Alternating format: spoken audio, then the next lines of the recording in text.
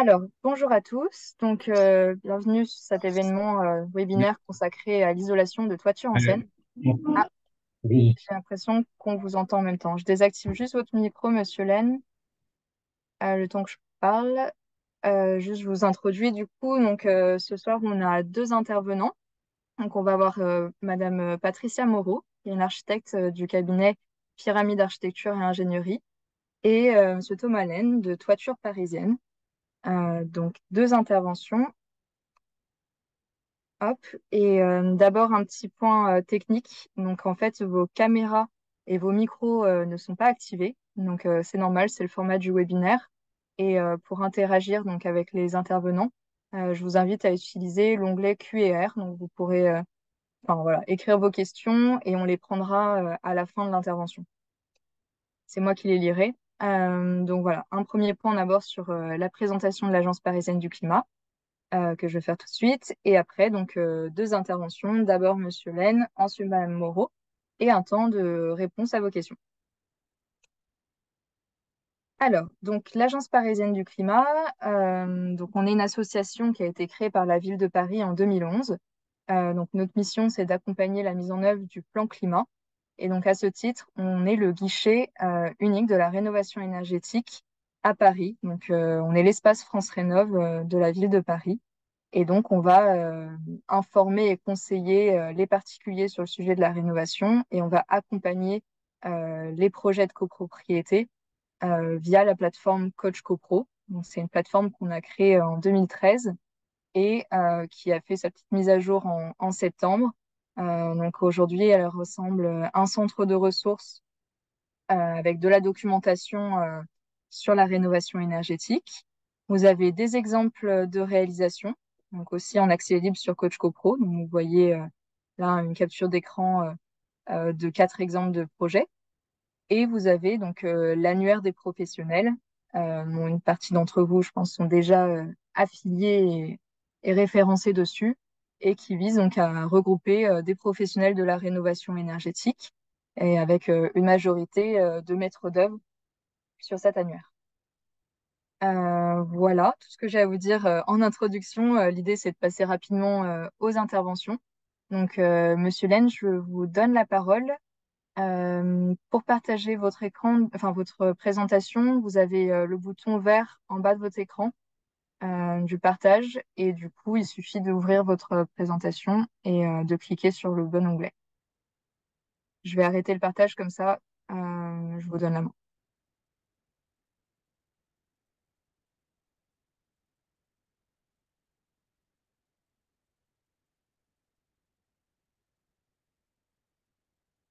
Monsieur Laine, je vais activer votre micro aussi. Hop, Le son. voilà. Bonjour Le à son, c'est bon. tous. Est-ce que ça fonctionne? Bah là, on voit votre écran, oui. C'est en train Ok. de s'ouvrir, je Je pense. devais avoir un petit bout de PowerPoint quelque part. C'est celui-là. Voilà. Alors, vous pouvez me redonner le timing si ça ne vous dérange pas? Bah, vous avez à peu près 35 minutes. 35 minutes.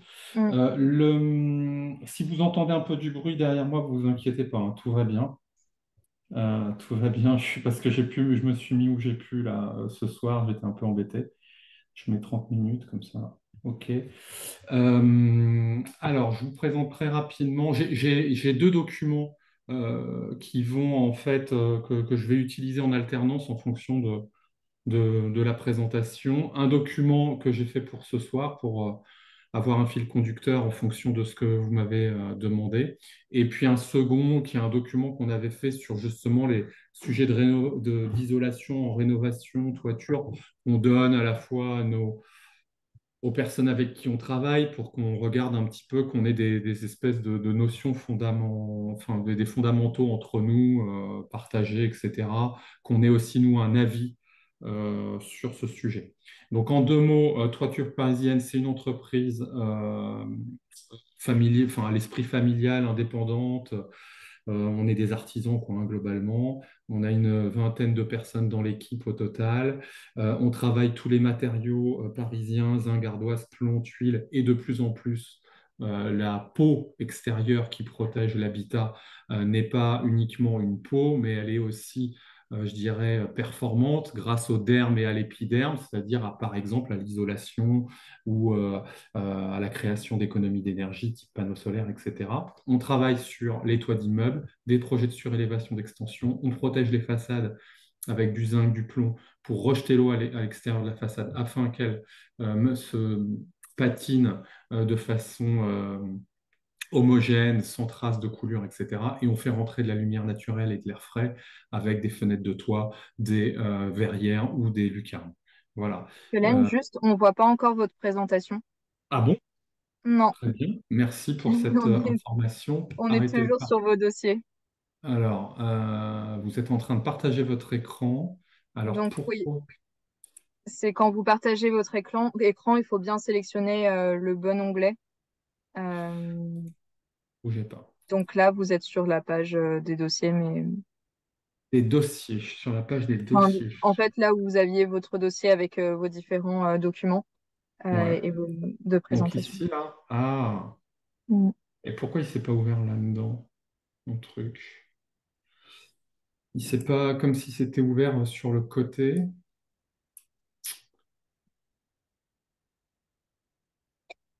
Si besoin, je l'ai ouverte sur mon ordinateur. Ouais, Donc, ça vous dérange pas? non, non. Vous passez le PowerPoint parce que ça sera plus Alors, concret. ok. Et on Hum, laissera, j'expliquerai peut-être à la fin l'autre document pour que ce soit plus rapide. ok. Merci Vous me beaucoup. dites si du coup c'est Allez-y. Donc visible là, pour vous vous. pouvez y aller. Euh, Vous pouvez y aller, vous pouvez y aller. Donc ici, je présentais un peu l'entreprise et ce qu'on faisait. Donc je reviens juste sur la diapositive précédente si ça ne vous dérange pas, Mhm. pour vous redire des toits complets, des toitures, des réfections de toitures d'immeubles complets, des projets de surélévation, de la protection des façades, bandeaux, frontons, balcons, afin que la façade se patine de façon homogène, entrée de lumière, fenêtre de toit, verrière et, comment dirais-je, lucarne, ça c'est notre métier, on fait ça sur Paris et dans le Grand Paris, avec des matériaux traditionnels de couverture qui ont fait leurs preuves, qui sont connus, reconnus pour aussi leur longévité, parce que quand on pense développement durable, on doit penser longévité du matériau en premier, puisqu'on sera toujours énergivore quelque part. Donc on continue, allez-y. Ça, c'était la photo de l'équipe. Là, on dit qu'on sous-traite peu ou avec des gens qui nous ressemblent. Et quand on sous-traite, c'est quoi? C'est les souches de cheminée. C'est des choses qui sont connexes à notre métier, mais qui ne sont pas notre propre métier. Et puis que nous, on aime la compétence, la connaissance. Donc, tous les garçons, ils ont au moins un CAP. Et on essaye d'être un peu rigoureux et technique pour satisfaire nos clients et architectes. On peut continuer, allez-y. Voilà, maintenant, on essaye de lancer une démarche plutôt de rénovation, enfin, modification de toiture sans forcément les refaire en entier. On est assez sollicité là-dessus pour réparer, améliorer l'existant et le faire durer afin on enlève, enfin, on change les toitures que quand elles sont véritablement usées. Ah, vous pouvez continuer. Et donc, le sujet isolation des toits d'immeubles à Paris, ça passe par quelques notions communes que l'on doit avoir. Soit on intervient dans les appels que l'on a, nous on est RGE, hein, donc on a aussi des appels via le fichier RGE de particuliers. Donc, il y a beaucoup de gens qui nous parlent de petits espaces type chambre de bonne. Là, souvent, ils veulent intervenir par l'intérieur. Quand on s'adresse à des entreprises de toiture, c'est souvent plutôt par l'extérieur que l'on va isoler. On a deux typologies de combles, soit des combles qui sont perdus, comme celui qui est en coupe en numéro 6 là, ou des combles qui sont souvent aménagés, comme le 7 où là, on va pouvoir avoir justement une chambre de bonne, un espace complètement récupéré, donc plusieurs chambres de bonne qui ont été récupérées, restructurées, un appartement de dernier étage, il y a plusieurs configurations. Voilà, donc là, je vous ai mis quelques mots de terminologie pour que euh, quand vous échangez avec les professionnels, vous puissiez avoir une forme de glossaire avec quelques petits mots partagés. Allez-y, vous pouvez continuer. Donc, euh, L'une des premières notions en isolation à avoir en tête, c'est le fameux R, la résistance thermique, qui est une notion qui est utilisée en France et pas mal dans les pays anglo-saxons, c'est américain, enfin aux États-Unis notamment. Nos collègues plus de Allemands, Autriche, Suisse utilisent une autre notion qui est le U, qui est en fait le coefficient de qui n'est pas la résistance, mais qui est euh, la conductivité, c'est-à-dire ce que l'isolant laisse passer comme chaleur, par exemple, alors que le R, c'est comment l'isolant va résister à la chaleur. Donc c'est une formule mathématique et souvent la performance d'un isolant, enfin quasiment toujours, ça fonctionne par rapport à son épaisseur. Plus l'isolant est épais, plus vous isolez. Vous, il va résister à la chaleur ou résister au froid avant de rentrer dans l'habitation. Donc quand les normes augmentent, souvent ça passe aussi par une épaisseur de l'isolant euh, plus importante. C'est une notion importante parce qu'à Paris, vous savez que sur les immeubles parisiens ou de régions parisiennes, hein, quand je dis ça, c'est au sens large, il y a beaucoup de détails, de lucarnes, de fenêtres de toit, de châssis tabatières, des choses comme ça. Et on n'a pas forcément beaucoup de place en bas de toit, là, en toiture. C'est la raison pour laquelle je vous ai mis une photo d'un bas de toit. Et donc, en fonction de l'épaisseur qu'on va ajouter, eh bien, on est parfois ennuyé sur les bas de toiture, sur les épaisseurs qui sont amenées par l'isolant. Et donc, ça, c'est un gros sujet pour nous et les architectes afin que l'intervention que l'on va avoir quand on isole par l'extérieur soit le moins visible possible. Voilà, vous pouvez continuer.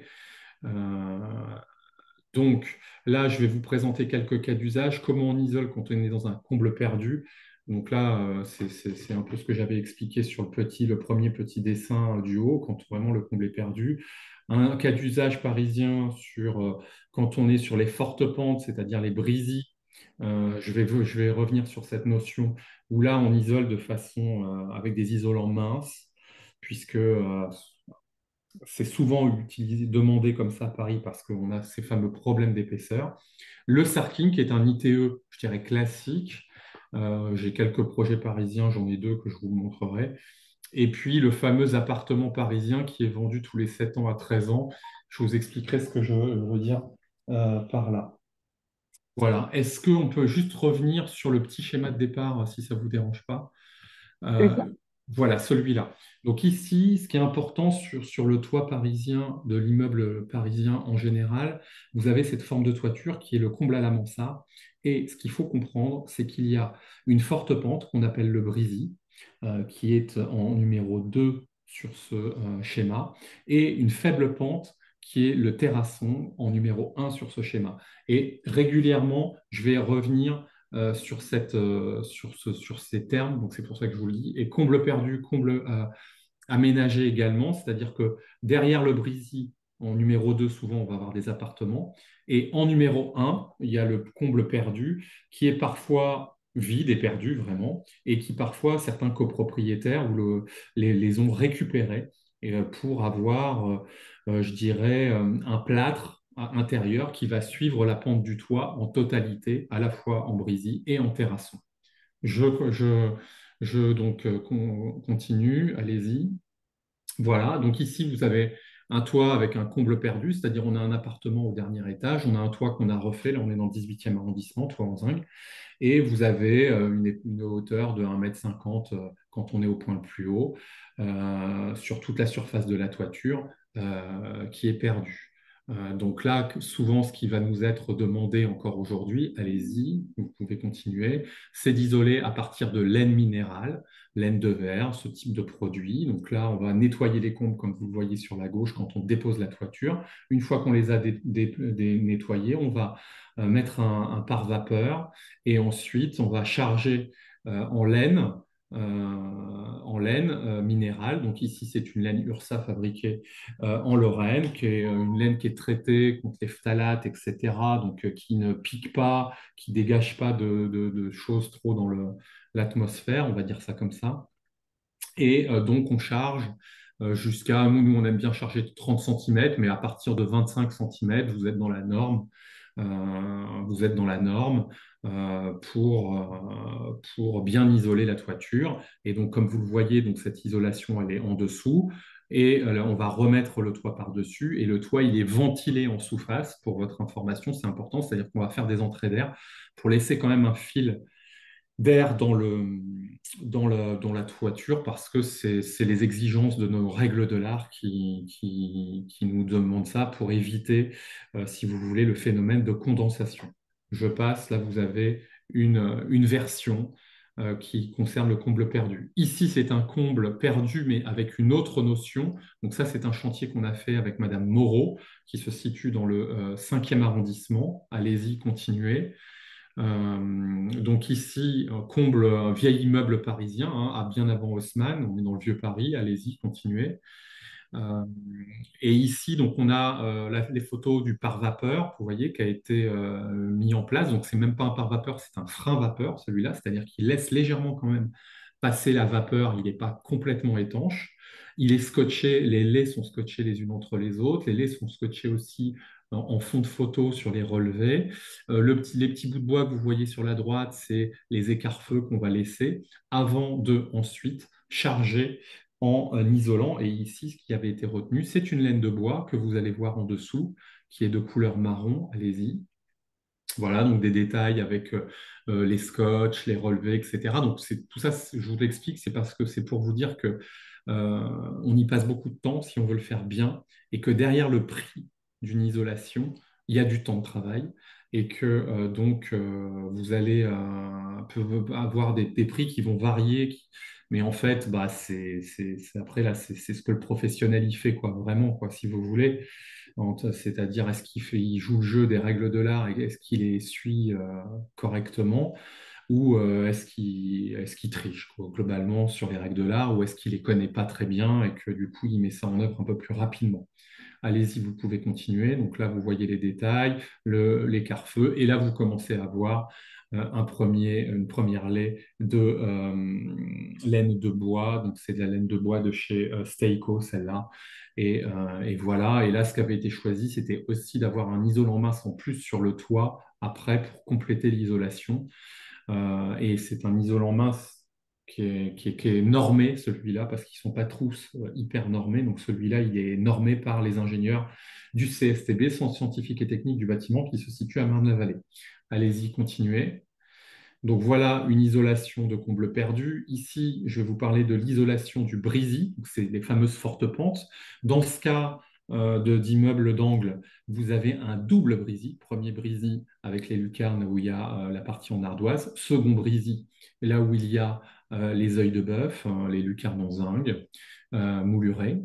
Et puis au-dessus, vous avez le terrasson. Je ne vous parlerai pas du terrasson puisque je vous ai déjà fait voir un système d'isolation comble perdu tout à l'heure, donc je ne reviendrai pas sur ce point.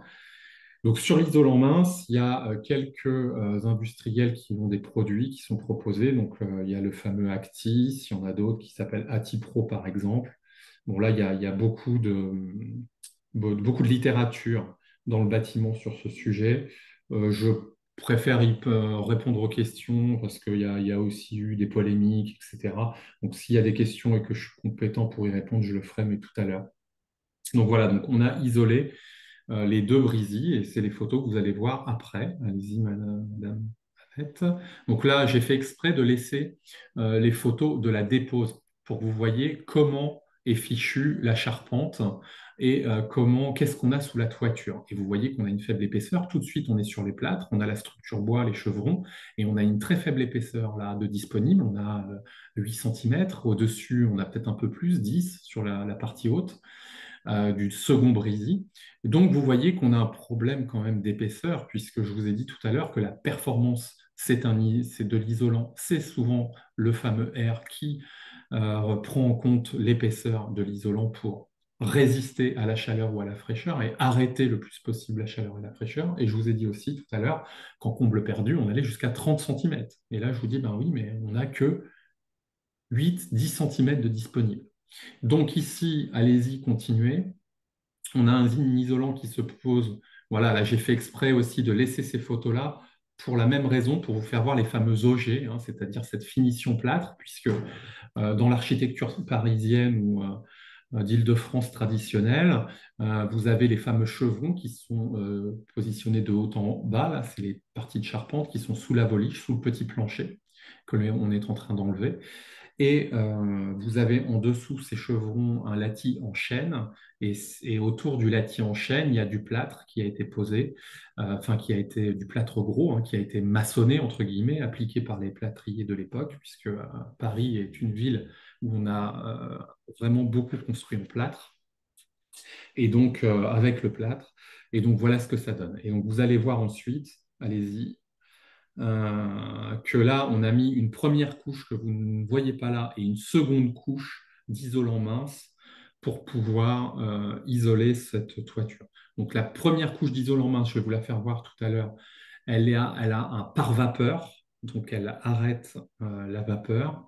Et la seconde couche, la noire, celle que vous voyez ici, donc la première couche, vous verrez, il y a une différence de couleur. La première est brillante, la seconde est de couleur noire. Donc la noire, elle est HPV, c'est-à-dire qu'elle laisse passer la vapeur d'eau hautement, HPV, hautement perméable à la vapeur d'eau. Allez-y, continuez. Donc voilà, vous avez les garçons qui sont en train de mettre en place la première couche avec le pare-vapeur et d'épouser la charpente en termes de forme pour qu'on ait un vide d'air inerte entre les deux couches d'isolant, puisque ce que vend l'industriel, c'est qu'il y ait une lame d'air inerte, c'est-à-dire sans air ventilé, et c'est grâce à cette lame d'air ventilée qu'on atteint des performances d'isolation. C'est ce que vous lisez dans les brochures de cet industriel ou de ces industriels qui vendent les isolants minces. Donc allez-y, continuez. Donc une fois qu'on a épousé les différentes formes de la charpente, il y a un certain nombre d'adhésifs pour que les laits soient fixés entre elles, je dirais, ou adhésives entre elles, collés entre elles.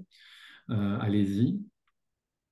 Et là, vous voyez Louis, qu'est-ce qu'il est en train de faire, Louis, là? Bah, il est toujours sur la première couche aussi en train de mettre les adhésifs, puisque après, bah, on a tous les détails autour des lucarnes, des châssis, avec des relevés et des choses délicates à faire. Donc, vous voyez l'isolant mince que j'ai mis tout à l'heure sur la première diapositive, c'est que ça exige de la rigueur et de la minutie dans la mise en œuvre si vous voulez que ce soit bien fait.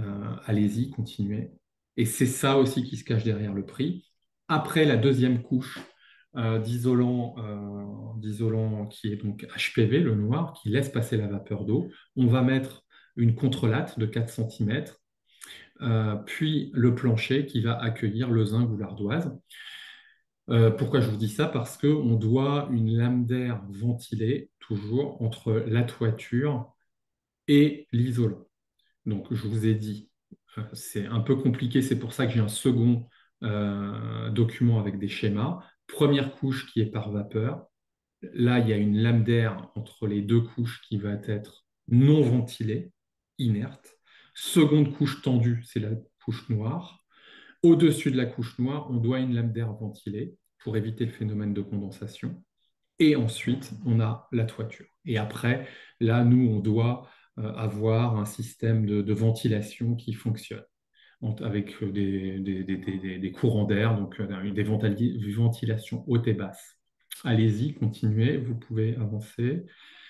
Ça, c'est une isolation Sarking. Là, on est dans le 16e arrondissement. C'est une demeure qui se situe sur cour, derrière un immeuble.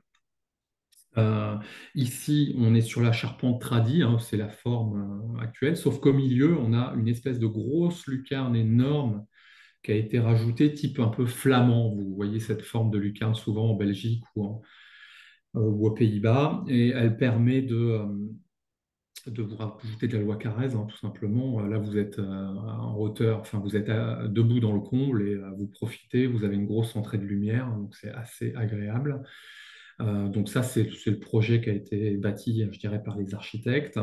Et nous, on a dû ajouter 16 centimètres d'isolation par l'extérieur. Donc 16 centimètres, c'est énorme. Vous les voyez très peu.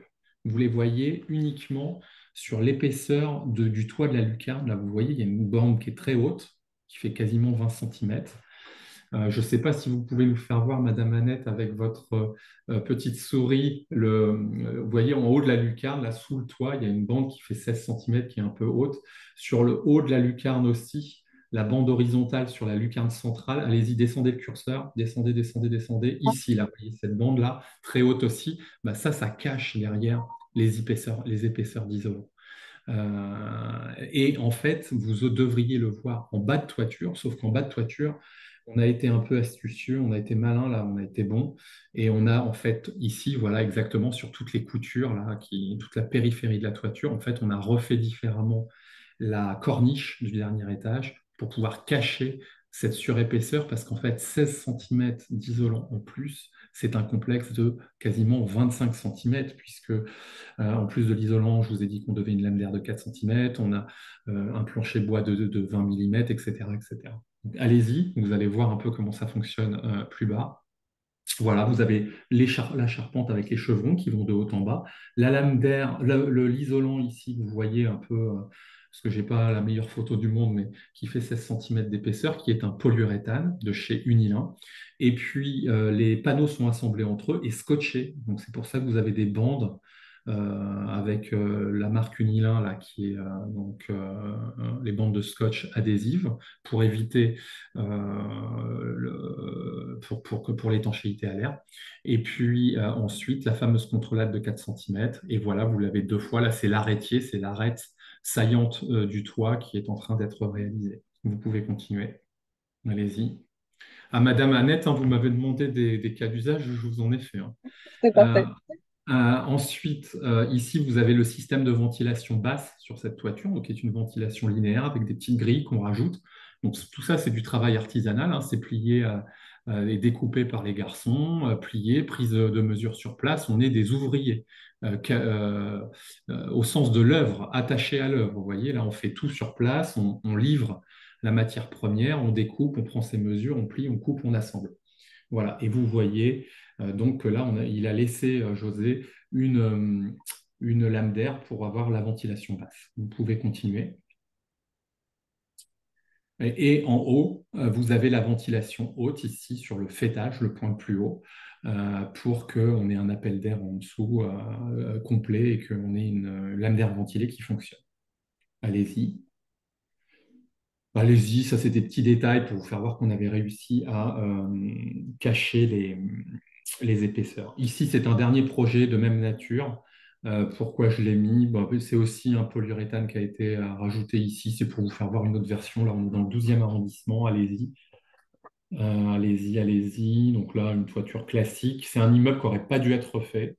Il y avait des... Donc c'est un immeuble qui a été fait en 1997. La toiture n'aurait pas dû être refaite. Elle a été mal faite.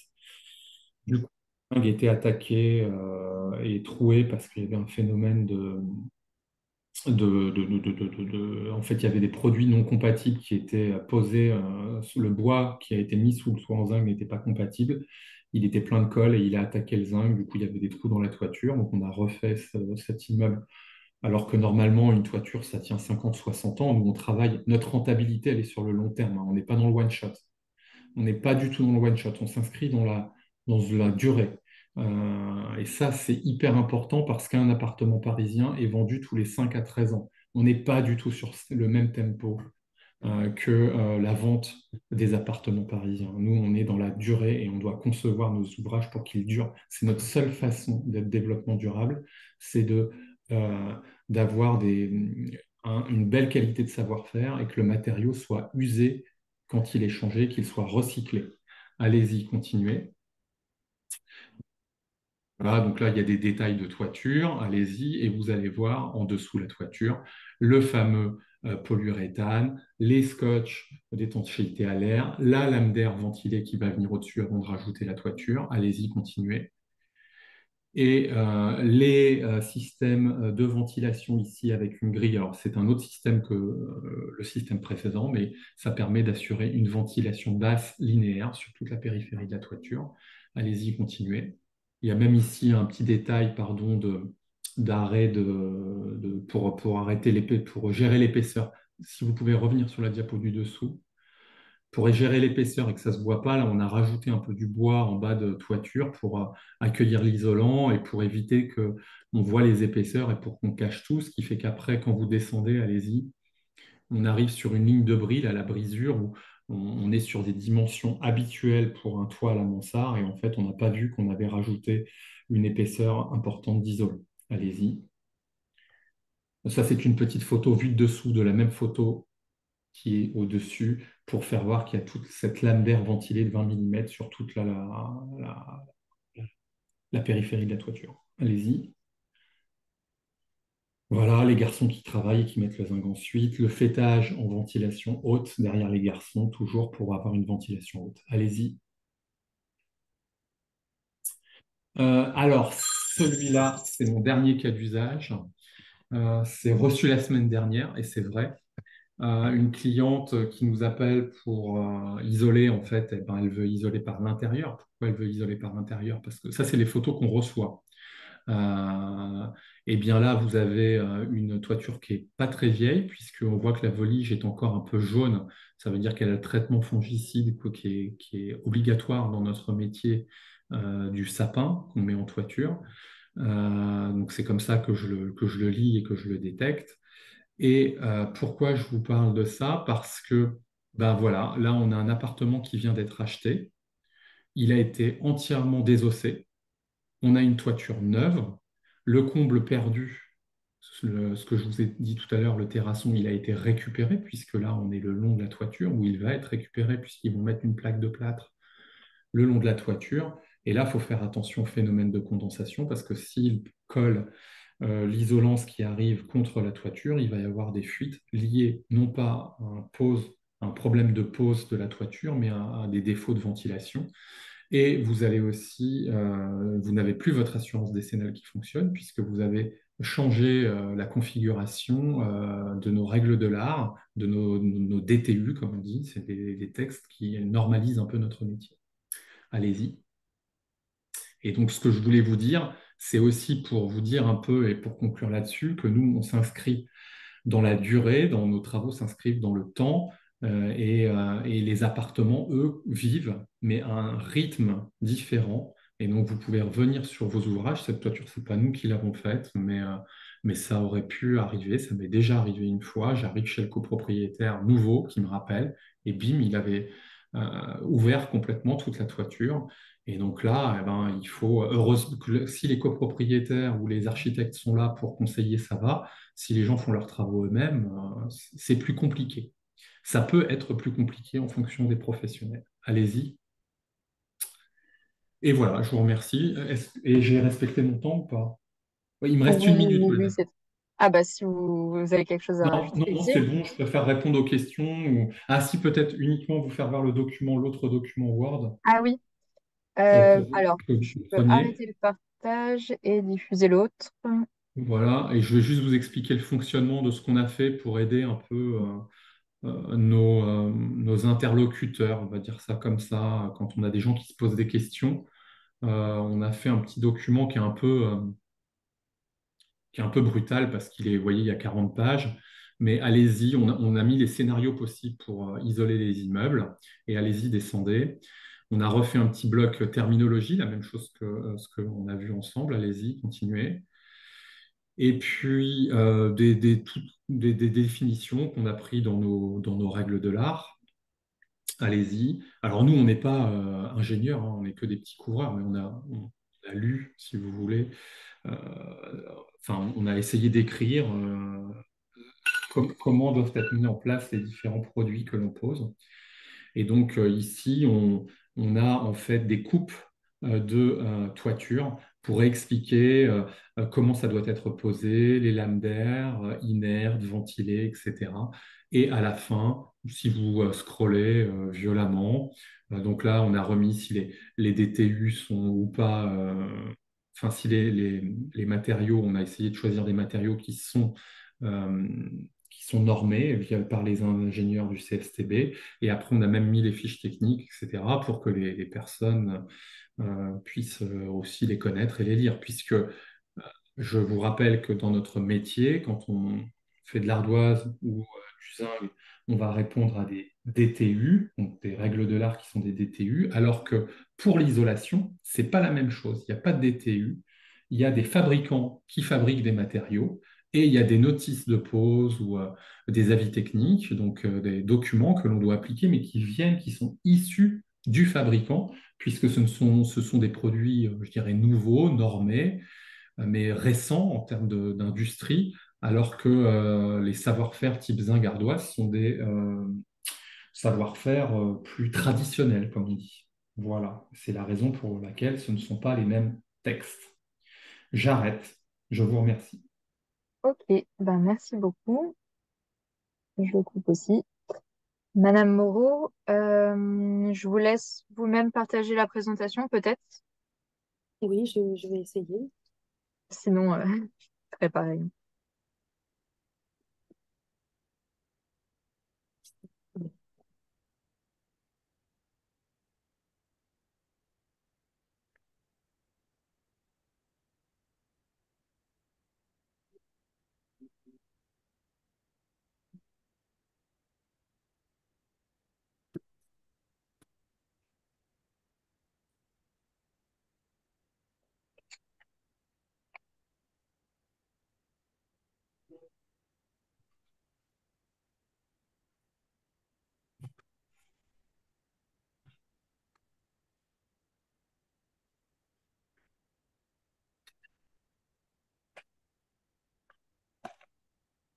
Vous avez besoin Ah, d'aide? c'est bon, je Ou l'ai ça- trouvé. Ouais. Ok, parfait. Ça arrive. Est-ce que c'est celle-là? Oui, Oui. parfait. Donc, je me présente, Patricia Moreau, architecte. Nous, à l'agence, on travaille principalement dans la rénovation des bâtiments anciens, beaucoup à Paris, en proche banlieue. On fait de la restructuration des planchers, des caves, des planchers intermédiaires. On fait des ravalements de façade et des réfections de couverture.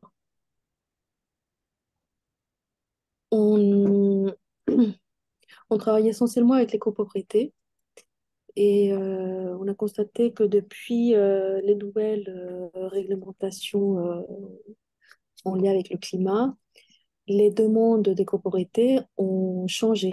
C'est-à-dire que au départ, enfin avant, on avait des demandes ponctuelles pour un ravalement de façade, pour une restructuration de cave si le plancher il était en état très dégradé, ce qui était souvent le cas.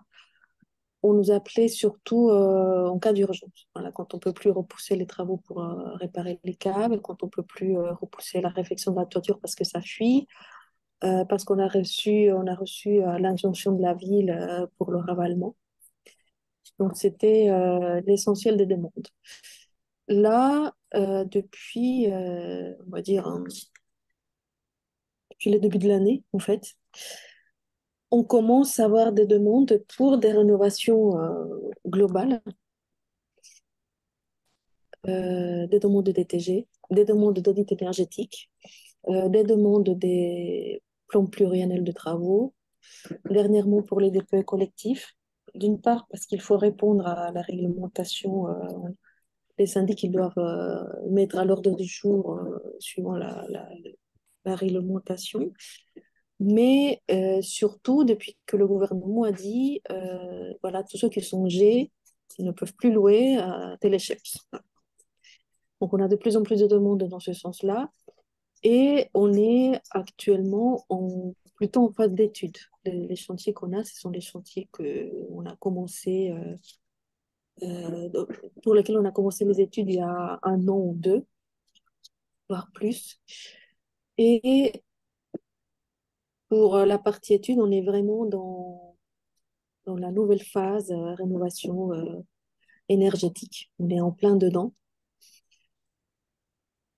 Et justement parce qu'il y a là, d'une part, les aides de la ville et de la métropole et de l'État, et d'autre part parce qu'il y a cette échéance de pouvoir louer pour les gens qui sont bailleurs.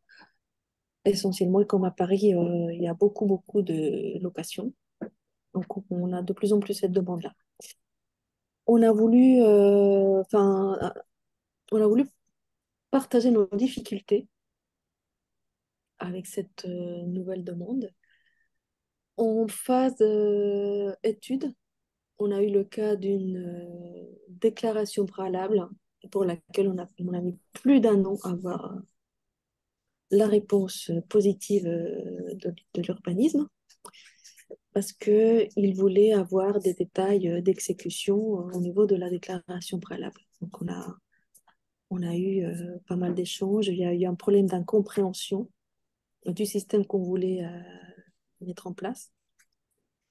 Bien que le fabricant se soit déplacé, qui ait fait toutes les explications, je pense il y a eu un temps assez long pour comprendre que on peut faire de la rénovation dans le bâti ancien sans que cela crée des désordres, comme c'est souvent le cas avec, par exemple, des peintures étanches qui vont venir asphyxier la respiration d'un bâtiment ancien. Maintenant, on peut faire de l'ITE, le système bois, Steico bois, avec l'isolation, avec la finition en peinture minérale, c'est tout à fait respirant. On a eu aussi la difficulté pour le même dossier du changement de matériaux d'isolation parce que pour des raisons de coût énergétique, le matériau, il n'est plus fabriqué. La fabrication a été arrêtée. Donc le coût de fabrication par rapport au volume de la demande n'était pas du tout rentable. Donc voilà, il est arrêté. C'est l'isolant à base de béton cellulaire qui s'appelle Xport. Donc, on l'avait proposé lors de la première demande pour cette ITE.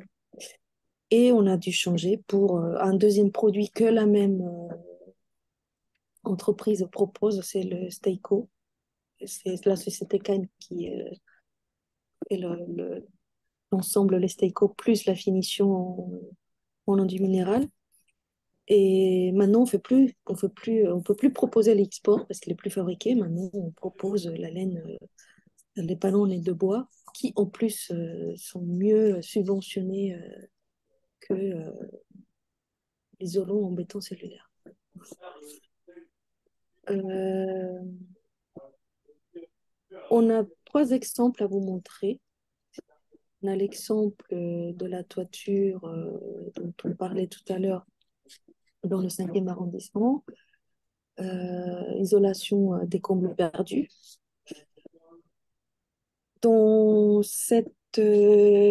Sur ce chantier, ce qui nous avait plu, c'était l'écoute de l'entreprise, qu'on a beaucoup apprécié, parce qu'auparavant, on avait eu des expériences avec des entreprises enfin, avec une entreprise qui n'était pas du tout compétente dans la matière, mais c'est l'entreprise qui a été sélectionnée pour des raisons budgétaires. Voilà, elle rentrait dans le budget qui avait été voté, donc on ne peut pas déroger au budget voté. Et on s'est retrouvé sur ce chantier à devoir faire et refaire, redéposer et faire refaire pour avoir un résultat satisfaisant. Ce qui n'est pas le cas pour ce projet-là dans le 5e arrondissement parce qu'on était face à des euh, compagnons qui connaissent bien le métier de couvreur, de la réfection de toiture à Paris. Et il y a euh, une photo là que je vous montre sur, sur la cheminée. Donc, vous voyez bien, il y a on zinc, c'est un petit soleil. Donc, ça nous avait beaucoup plu parce que ça montre l'investissement des ouvriers sur la toiture. Et on trouve que, voilà, on a félicité mon collègue, M. Nevers, et moi-même sur place, avions félicité l'entreprise parce qu'on voit que les gens prennent du plaisir à faire ce qu'ils font, ce qui n'était pas du tout le cas sur l'autre chantier pour lequel voilà, les compagnons n'avaient pas du tout la formation. On a demandé à l'autre entreprise que voilà, il fallait former les gens, il faut vraiment les envoyer en formation, notamment que les fabricants de zinc font souvent des formations gratuites parce qu'il y a de plus en plus des entreprises qui se mettent à faire des travaux en couverture, en zinc, alors que les ouvriers n'ont pas du tout la compétence. Et bon, après, bon, le résultat il est un peu catastrophique. Donc, on a cet exemple-là. Bon, il y a rien comment dire, de complexe. On a dû juste changer la façon de la mise en place parce que ce qu'on avait proposé au départ, on n'a pas pu le mettre en place, on n'a pas pu faire l'isolation entre les chevrons parce que le camp n'était pas habité et techniquement on pouvait le faire, mais ça n'avait pas été chiffré et la copropriété ne pouvait pas euh, supporter un surcoût lié à cette technicité. Et donc on a fini par le faire isolation des combles perdus, ce qui fonctionne très bien au niveau thermique aussi. Donc voilà. Après, on a l'exemple dont on parlait tout à l'heure. Le chantier, à la fin, il s'est bien terminé. Mais au lieu de durer 4 mois, 5 mois, on était plus sur les 8 mois. Donc, le double du temps. Parce que voilà, la compétence, elle n'était pas là. Et à chaque fois, il fallait revenir en arrière pour pouvoir bien faire. Sur cet exemple-là, pourquoi je l'ai montré? D'une part, euh, parce que souvent, quand on fait les cahiers des charges, ce qu'on rencontrait, c'était le refus de pouvoir faire une isolation complète pour des questions budgétaires. Donc, le fait qu'il y ait des dispositifs aujourd'hui de la ville et de la métropole, déjà pour financer une partie du coût des études et ensuite pour financer les travaux, ça va peut-être changer, et certainement ça va changer la décision pour les copropriétaires de faire une isolation complète des toitures. Ce dossier-là, si on l'avait eu maintenant, ils auraient pu faire l'isolation complète parce que la subvention aurait payé ce qu'ils voulaient, ce qu'ils n'étaient pas prêts à financer en surcoût. Voilà. On l'a mis toujours en option parce on savait que il ferait pas tout, mais nous, dans notre devoir de conseil, on dit voilà, il faut faire une isolation complète. On fait l'isolation entre les chevrons, on fait la surcouverture par-dessus les combles, mais souvent pour des questions budgétaires, ils ne font que l'isolation mince. Voilà. Et le dernier, euh, là, c'est pareil, on l'a proposé, mais ça n'a pas été retenu. Là, c'était une couverture en tuiles. Ça n'a pas été retenu parce que, pareil, ils avaient déjà voté un budget précis, donc il ne fallait pas dépasser le budget. Il y avait une isolation sur place, même si elle était un peu vieille, vous pouvez voir sur la photo. Ils se sont dit, bon, c'est pas bien grave, pour l'instant, on va le garder comme ça, et puis de toute façon, on n'a pas d'argent pour faire la totalité. Euh, Sur ce dossier-là aussi, on a eu des découvreurs. C'était une autre entreprise, mais c'était une entreprise aussi qui nous avait mis des compagnons, ce qu'on appelle des vrais couvreurs, qui connaissaient le métier, et qui nous a fait, vous voyez le petit dessin là en talon de la gouttière. On a trouvé ça mignon, donc on a pris la photo, pareil, on les a félicités, parce que quand on rencontre des gens qui sont compétents et qui aiment leur travail, voilà, on est content, parce que ce sont des chantiers qui se passent bien. Voilà, on n'est pas dans la bagarre à dire oui, c'est pas bien fait, il faut recommencer, on va enlever tout ça. Enfin, c'est différent. Donc, je pense qu'aujourd'hui, c'est bien qu'il y ait ce dispositif d'aide euh, pour que les copropriétés puissent faire les travaux de rénovation énergétique. Mais je pense qu'il faut aussi,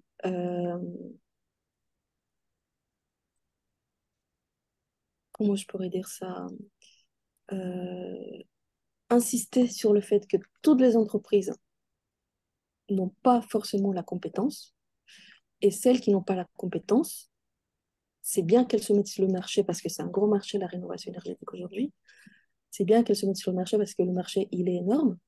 Mais il faut aussi passer par la formation. Il faut former les compagnons. Donc, si on veut entrer dans un créneau parce qu'il y a beaucoup de travail là-dedans, OK, mais il faut former les gens. Ça ne suffit pas de répondre à une offre et de se dire, je suis le moins cher, c'est moi qui vais avoir le marché. Il faut vraiment que les gens sur place, ils aient la compétence pour faire le travail dans la règle de l'art. Donc voilà, je vais m'arrêter là. Et si vous avez des questions, Ah, on est là merci pour beaucoup, vous Madame répondre. Moreau. Ouais, c'est super. Merci pour tous ces exemples de réalisation. Alors, on a déjà eu des questions dans le chat. Merci, Monsieur Laine, d'en avoir déjà répondu une partie. Je pense que c'est quand même intéressant de les prendre à l'oral pour que ben, tous les participants puissent bénéficier des réponses. Donc, je vais quand même en relire certaines. Il y avait une question notamment sur les isolants minces. Est-ce qu'il y en a sous Acermi? Et donc visiblement, c'est nécessaire pour les projets de subventionnement. Du coup, Monsieur Lenz, vous avez votre micro activé, donc Oui. n'hésitez pas à me répondre à ce Il est sujet. activé mon métro? Oui, Ouais. oui, on Ouais. vous entend. Oui, Mm. oui. Euh, ce que j'ai dit, c'est qu'il me semble que non. Il n'y a pas d'affermi et j'ai re-regardé il n'y a pas si longtemps en échangeant avec une personne et j'ai pas trouvé. Je suis pas hyper à l'aise là-dessus parce que c'est vrai qu'on nous demande beaucoup de répondre avec ce type d'isolant pour les raisons d'épaisseur que je vous ai expliquées et les produits n'ont pas toutes les normes, me semble-t-il. C'est un peu frustrant pour nous parce que quand on voit ce que font nos collègues en Belgique ou en Allemagne, en termes d'isolation, c'est vrai que c'est sur une autre approche. Et par contre, nous, on va isoler plutôt, on va proposer un écran qui a un R de 1,3 ou 8, je crois 1,8 seulement, qui vient en complément d'isolant traditionnel. Cet écran, il est agréé par le CSTB, donc il a pas un Acermi, mais il a vraiment été très normé. C'est le Skytech, qu'on a posé d'ailleurs sur un projet conduit par Madame Moreau. Et c'est un je trouve que c'est un bon complément d'isolation. Il laisse passer la vapeur d'eau. Il isole ce qui a été euh, mesuré sans mentir. Et, euh, et ça a été mesuré par les ingénieurs du CSTB. Donc là, on est, je dirais, très euh, propre, entre guillemets, en termes de documentation. Et de mémoire, c'est un produit français, je pense aussi. Et c'est des Bretons en tout cas, c'est un industriel breton qui s'occupe, enfin, qui gère effectivement cette production. Ok. Alors, pour poursuivre un peu sur la question du choix des matériaux, il y avait une question sur enfin, l'utilisation de la fibre de bois en isolant extérieur. Donc, il me semble que vous l'avez mentionné pour ben, un exemple de compte, donc celui sur le cinquième.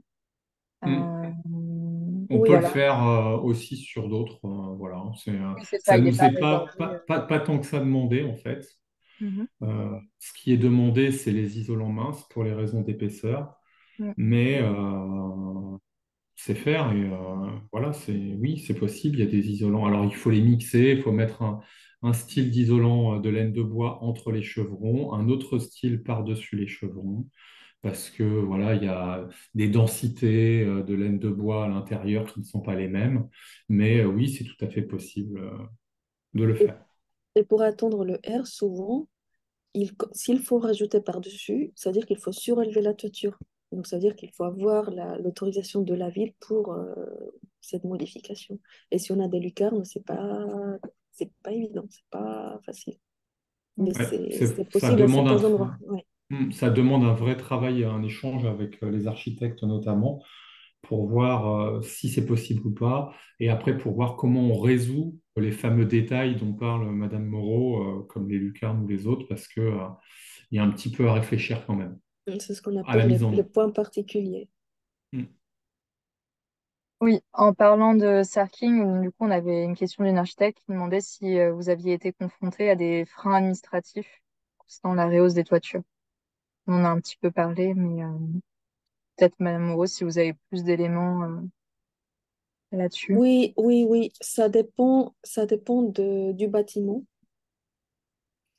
ça dépend de l'environnement du bâtiment, où est-ce qu'il se situe, et même pour un ravalement de façade.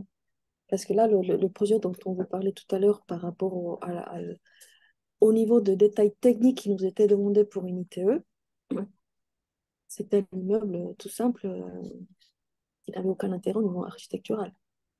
Donc oui, du côté de l'urbanisme, euh, pour suivre la réglementation environnementale qu'impose le gouvernement, il faut arriver à faire des concessions.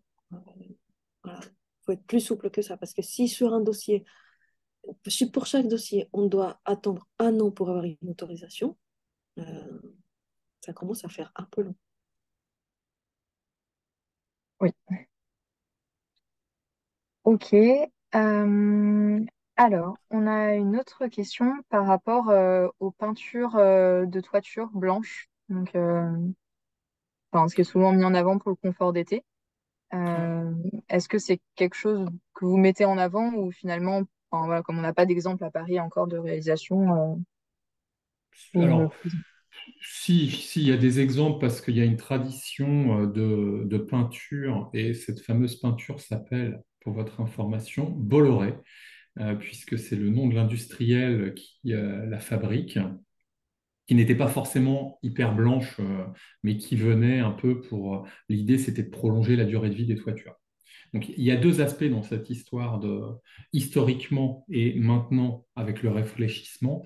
Maintenant, si vous voulez, on nous pose cette question pour l'aspect du réfléchissement et avant, on nous l'a posé pour plutôt la durabilité, prolonger la durée de vie du matériau. Donc, pour moi personnellement, parce que là, vous me touchez au cœur avec cette question, je ne suis pas forcément pour parce que c'est encore des produits chimiques qu'on prend dans la terre, etc., etc., et qu'on continue de consommer. Et je ne comprends pas pourquoi on consomme, alors qu'on a un joli matériau qui a une durée de vie d'au moins 60 ans.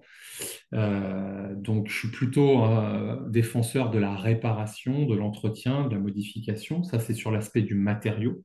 Et sur l'aspect du réfléchissement, il y a deux choses. Il y a le fait que maintenant, les industriels du zinc font des patines, pas des peintures, des patines qui se rapprochent du blanc et qui sont au même prix que le zinc qui est plutôt gris souris.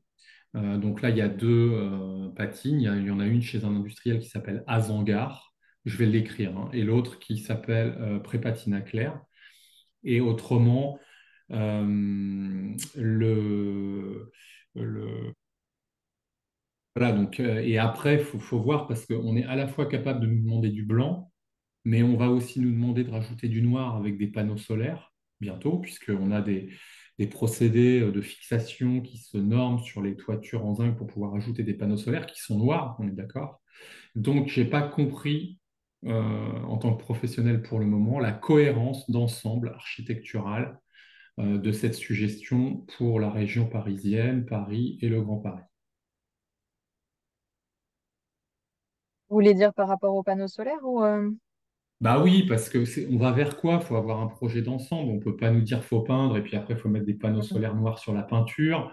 Enfin, au bout d'un moment, c'est quoi notre projet architectural? Moi, je suis pas architecte, mais j'aime quand même la cohérence. Et quand je suis avec des architectes qui sont intelligents et cohérents, j'ai envie de travailler avec eux. Vous voyez ce que je veux dire? Enfin, à un moment donné, il faut qu'on ait un projet pour la ville. Et qu'est-ce que c'est? Donc, si pour moi, on rénove et on change le matériau, il y a des patines qui existent qui se rapprochent du blanc, donc on n'a pas besoin de peinture. C'est intégré directement dans le matériau. Et si et après, comment se situe le blanc par rapport au noir des panneaux solaires, etc. Moi, j'avoue que j'ai du mal à comprendre où on va. Vous voyez ce que je veux dire? Il faut une stratégie à un moment donné pour rénover nos histoires. Bon, là, c'était la petite minute cri du cœur. Il y a- Désolé. il y avait aussi l'histoire de cette peinture, elle n'est pas un peu glissante. Peut-être, je ne sais pas. Il, il me semble qu'une fois qu'elle est mise, quand on va sur la toiture, elle est super glissante. Je pense que j'ai eu un cas comme ça. Ok. Alors, on va peut-être sortir un peu de ce sujet. Alors, ITE, c'est l'isolation thermique par l'extérieur. Oui, ça, j'ai pu répondre à l'écrit. Toujours sur les isolants minces de type Actis Ambrizzi et Terrasson, empêche-t-elle la bonne ventilation des combles? Est-ce que parce qu'on met un isolant mince, ça serait un Ben, inconvénient? ça dépend. Je Ça vous ai dit qu'il y en améliore, avait ça améliore. je vous ai dit qu'il y en avait de plusieurs natures. Il y a des isolants minces qui laissent passer la vapeur d'eau. Il y en a d'autres qui ne laissent pas passer la vapeur d'eau puisqu'ils intègrent un par-vapeur. Donc lui, il coupe par vapeur. Du coup, ben, faut faire attention à ce qu'on choisit, ce qu'on fait. Il faut respecter les règles de l'art de son métier, mettre la lame d'air au bon endroit, etc. Enfin, faut juste être précautionneux à la mise en œuvre et suivre les règles données par le fabricant. J'ai pas de vraie réponse parce que ça va dépendre du contexte, de la situation et du choix des isolants minces, puisqu'il y en a de différentes natures. Mais du coup, est-ce qu'il est nécessaire de ventiler quel que soit le type d'isolant? Alors oui, toujours en sous-face de la toiture, vous devez une lame d'air ventilée, qui peut être d'une épaisseur différente entre l'ardoise et les métaux, le zinc par exemple. Euh, donc ça, c'est dans nos règles de l'art. Nous, on fait de la toiture ventilée.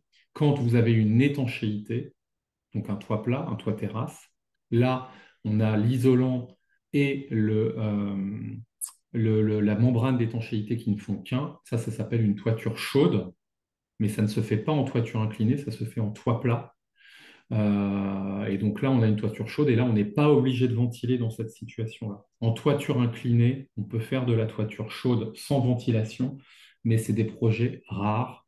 Donc on en fait sur des bâtiments tertiaires, des piscines, des bâtiments donc à forte hygrométrie, mais ça ne se fait pas, je dirais, de façon courante. Ok. Désolé, hein, c'est un peu technique, mais Oh non, non, mais c'est nécessaire. Alors, on avait une autre question par rapport aux gains apportés par l'isolation en termes de confort d'été et d'économie d'énergie. Donc, quelle serait l'efficacité de l'isolation par la toiture? Donc, c'est très ouvert comme question. Madame Moreau, comme vous êtes aussi auditrice énergétique, si vous ne l'avez pas dit dans votre présentation, peut-être que vous avez un peu des éléments J'y ai pu à penser nous. parce que comme on est Mm. surtout dans la partie architecture, mais oui, bien sûr, ça se chiffre, mais ça se chiffre sur un logiciel de calcul sur lequel vous avez pu entrer les données du bâtiment, un tas de paramètres. Donc, on ne peut pas vous répondre comme ça sur un bâtiment, on va avoir tant de gains énergétiques. C'est pas possible. Ça, tout passe par un calcul aujourd'hui. Après, je ne sais pas si de manière générale, on peut voir voilà, quand même un pourcentage assez courant sur les immeubles. Non, nous, on n'a pas, Non. non, on n'a pas de pourcentage, on n'a pas d'exemple de pourcentage, tout Ok, simplement parce que chaque bâtiment est différent. ok. Alors, il y a une question sur le temps de déphasage. Comment enfin, est-ce que vous le prenez en compte finalement dans le choix de l'isolant, même si vous orientez vers un isolant minéral? alors j'ai Euh, envie de vous dire, de faire la réponse de coureur de base. Non.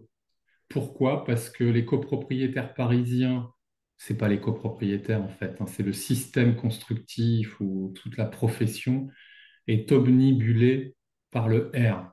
Et si j'ai bien tout compris, pour prendre bien en compte le temps de déphasage, etc., il faudrait aussi aller sur d'autres notions. C'est pour ça que le U est intéressant. Donc la conduction, enfin, ce que l'isolant laisse passer, la conductivité.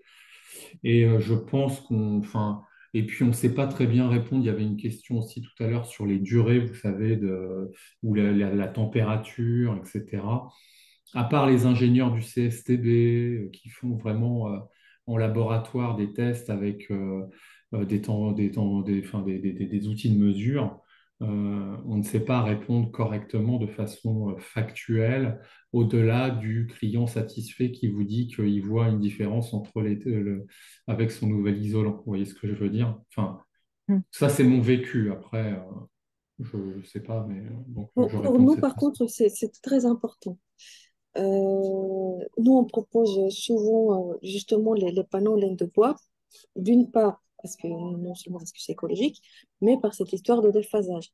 Après, la mise en œuvre sur les toits parisiens, c'est pas systématique et c'est pas toujours possible. Oui, pour les raisons qu'on a évoquées Oui, tout à l'heure, oui. précédemment. Ouais. Ok.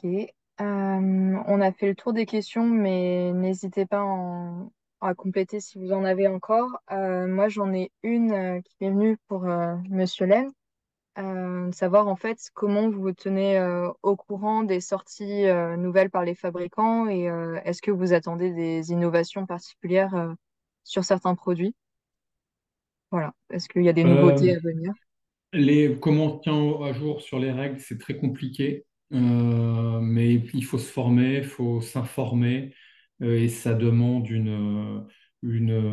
dirais, une forme de curiosité de la part de l'entreprise. Donc nous, par exemple, on va avec nos gars à Batimat, on fait des choses comme ça. Mais après, on peut être aussi poussé, et ça, c'est super intéressant, par les architectes, les maîtres d'œuvre qui nous disent, tiens, regardez tel produit, etc. Et là, ça nous met dans nos retranchements. On ne connaît pas, et on se documente, et on fait, ou on s'informe auprès de nos collègues. Mais bon, quand on est dans une profession, on connaît aussi quand même pas mal ses collègues, donc normalement, on a partagé quand même des pratiques aussi entre collègues. Euh, et après, enfin, et donc voilà, il y avait une deuxième partie dans la question.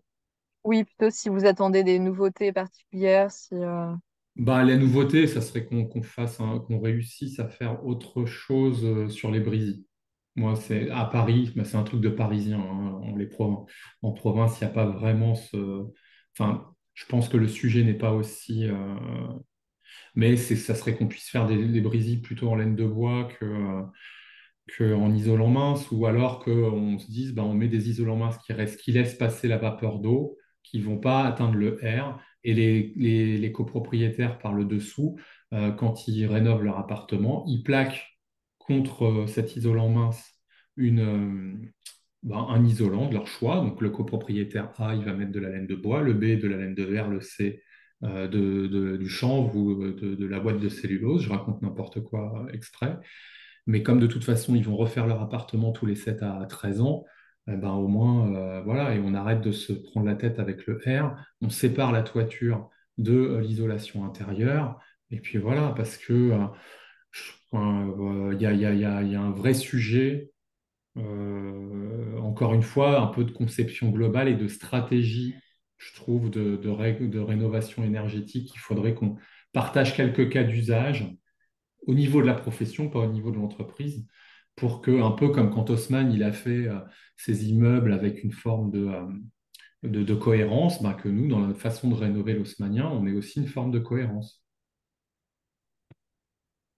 oui. Et est-ce que vous avez déjà conduit des chantiers où justement il y aurait une partie en isolation extérieure et une autre partie en isolation intérieure? Au moment, les deux sont vraiment dissociés. C'est un problème de Souvent, conception, hein. C'est souvent un problème de conception à la base. de conception et je pense aussi de timing, Mm. c'est-à-dire que le timing dans lequel on fait le toit, ben voilà, c'est un timing. Et là, on est avec les architectes en train de réfléchir et on fait le toit. Et normalement, c'est pour 50 ou 60 ans si les matériaux sont bien mis en œuvre et qu'ils sont bien choisis.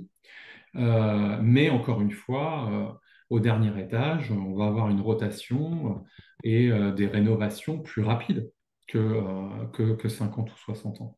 Et donc, on n'est pas dans le même tempo. Mm. C'est deux tempos différents.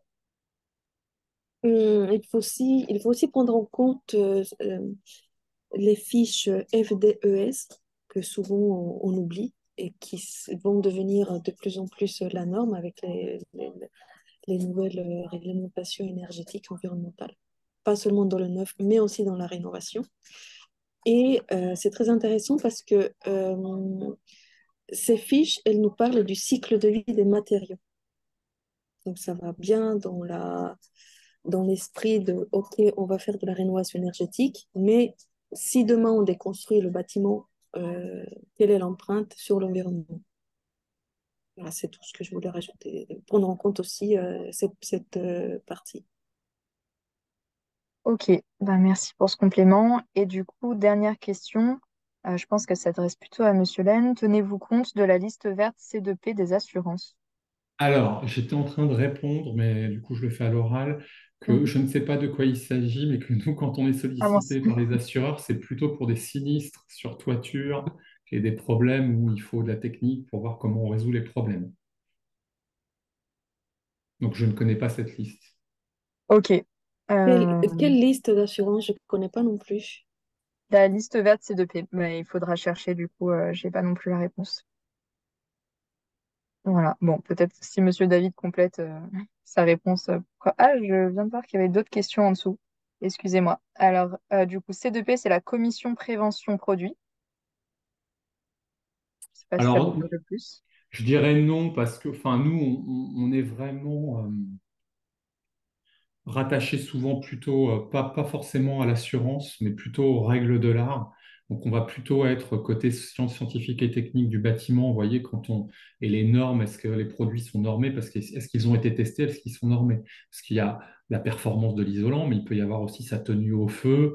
Vous voyez, donc il y a d'autres aspects que uniquement sa performance en tant que telle. Quand on construit, on doit respecter certains préalables ou conception de base et le CSTB vérifie tout ça. Donc, c'est vrai qu'on a tendance à regarder de ce côté-là, et moins du côté des assureurs, alors que les assureurs, par exemple, dans mon métier, ils identifient, enfin, il y a des compteurs où tous les types de fuites en France sont répertoriés. Et au bout d'un moment, ça fait une grande somme et on voit que c'est la douche à l'italienne, par exemple, qui va être le produit le moins bien mis en œuvre en plomberie et que ça, il y a beaucoup de pathologies autour de cette technique. Donc ça, c'est des choses qu'on regarde un peu ça comme ça, mais je ne connais pas, moi, cette liste-là en particulier. Ok. Monsieur David a juste précisé que c'était la liste qui couvre les matériaux. Mais ouais, merci. Alors, donc on avait une autre question sur la durée de vie d'une toiture zinc. Vous avez parlé de 60 ans, je crois, tout à l'heure. Ouais. Ouais, 50 à Mm. 60 ans. 60 ans, 50 à c'est 60. bien, c'est bien. En fait, ce qui fait la qualité d'un toit, c'est la qualité des produits qu'on a choisis au départ, la qualité du savoir-faire de mise en œuvre. Deux trucs. Est-ce que c'est bien réalisé et est-ce que les produits sont bien choisis? Après, il y a quand même un peu aussi l'entretien. Il peut aussi y avoir un peu l'exposition des toitures plus ou moins importantes et la conception des évacuations d'eau pluviale, des choses comme ça. Mais c'est quand même assez basique. Est-ce qu'il a été bien choisi au niveau des matériaux et bien réalisé? Et normalement, on travaille pour 50, 60 ans. Voilà. Et est-ce que c'est nécessaire de faire un contrôle de la toiture régulièrement? Bah, ça va dépendre un Mm. peu de son exposition, de ce qu'on a en dessous, mais oui, il y a on a des contrats d'entretien. Souvent, alors pas forcément, souvent bon, déjà normalement vous devez avoir un contrat d'entretien pour ça vous protège par rapport à la décennale quand le toit est neuf. Parce que ben voilà, s'il y a un problème de conception de la toiture, vous l'avez entretenu, l'assureur ne peut pas vous dire vous avez en plus entretenu votre toit et en plus il fuit. Donc là, la décennale adverse, elle est obligatoirement mobilisée. Euh, mais au-delà de ça, souvent ce qui se pratique, c'est que dans les premières années, les copropriétaires, ils n'ont pas de contrat d'entretien. Puis une fois, quand on commence à passer à 30 ans, un âge de toiture de 30 ou 30 ans, là, il commence à y avoir des premières réparations et souvent un contrat d'entretien d'activer. Ok. Pousser, vous voyez, c'est un peu comme c'est comme la durée de vie Mm. d'un humain, quoi. À un moment donné, normalement, vous ne devez pas avoir affaire au médecin, normalement, pour, j'espère, le plus grand nombre d'entre nous, mais à un moment donné, vous y allez un peu plus souvent. Ouais, ça ferait une faible durée de vie à 60 ans, mais Mais on voilà. comprend l'idée, ouais. Ok. Bon, bah écoutez, c'était notre dernière question. Je pense qu'on a fait le tour. Du coup, petite précision à tous. Donc, le replay de ce webinaire, il sera diffusé en ligne du coup sur notre chaîne YouTube. Et d'ici la fin de semaine, je vous envoie à tous les présentations qui ont été diffusées aujourd'hui. Voilà, je ne sais pas si Monsieur Moreau ou Monsieur Laine, vous avez un dernier mot ou quelque chose que vous voulez repréciser. Euh, Non, moi, merci pour toutes les questions qui sont intéressantes. bon, bah super. Ok. Merci à tous. Eh ben, Et merci. juste, j'ai regardé pour la fameuse liste verte. Ah oui. Je la connaissais pas comme ça. Mm. En fait, c'est quand il y a des produits qui n'ont pas encore l'avis du CSTB, si j'ai bien compris, ce sont des produits pour lesquels on a demandé une autorisation spécifique pour la mise en œuvre. Donc, ça se fait chantier par chantier. Ou alors, c'est quelque chose de vraiment spécifique. Mais je ne savais pas que ça avait un lien avec les assurances. Je savais que juste, voilà, un produit peut avoir un avis technique parce que les architectes ou pour ce chantier spécifiquement, on a demandé tel procédé. Voilà, il n'a pas d'avis, mais il a l'étude. Mhm. Voilà. Ok, bon, bah, on en sait un peu plus. Merci beaucoup. Eh ben, à bientôt. Et voilà, si vous avez d'autres questions, n'hésitez pas à m'écrire et je vous partagerai aussi le contact de nos intervenants. Voilà, bonne soirée à tous. Au revoir. Merci. Au revoir. Merci, bonne soirée.